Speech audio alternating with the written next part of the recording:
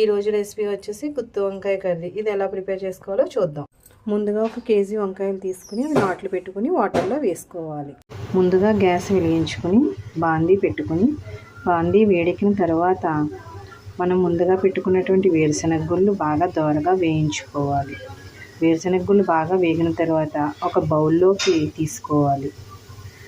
అదే బాండీలో జీడినూక నువ్వుపప్పు కూడా వేయించుకుని పక్కన ఉంచుకోవాలి. చల్లారిన తర్వాత మిక్సీ జార్లో వేసి ముందుగా మనం వేయించుకున్న వేరుశనగ గుళ్ళు, ఈ జీడినూక నువ్వుపప్పు కూడా పేస్ట్ చేసుకోవాలి.